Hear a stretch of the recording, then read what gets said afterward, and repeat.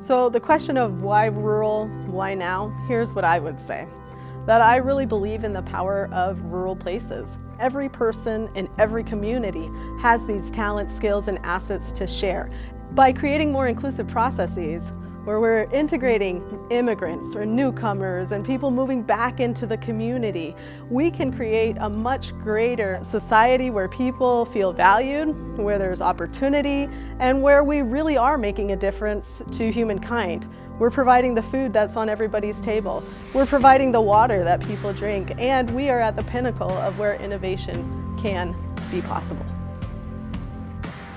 It has become mission critical in a lot of small rural communities.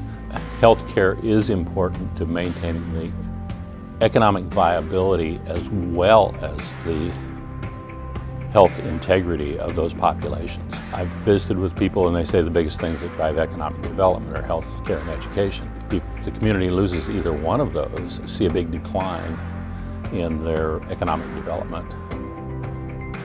Number of the smaller communities, the challenges that they have and the sort of things that they're dealing with is very similar to what's happening in distressed urban areas, and you're seeing disinvestment, and you're seeing people leaving, and you're seeing infrastructure that's not being used. And so there's really more commonalities between rural areas and urban areas. One of the things that we can do is get people that are dealing with community of place, and that community of place can be a rural area or it can be an urban neighborhood. And so there's a lot of energy in terms of community development. I think that there's more common interest than maybe differences, in my opinion. It brings me back to the Maya Angelou, where we are more alike, my friends, than unalike. And I think that needs to be talked about more and more often until it drowns out the divisive voices. I referenced Simon Sinek's The Why, and I think that if you're firmly grounded in your why,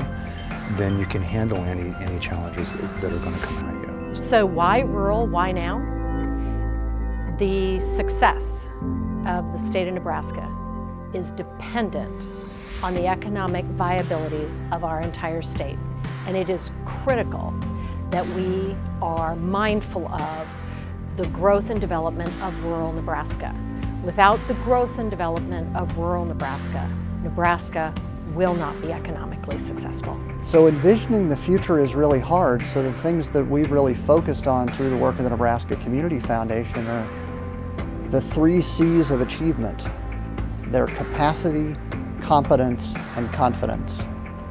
And if we can help each and every individual, each and every community, each and every group of people to really define how they can have capacity, competence, and confidence in their path forward, people are really able to approach things from the view of abundance, not scarcity, optimism, not fear, and that's how we're going to create the future together.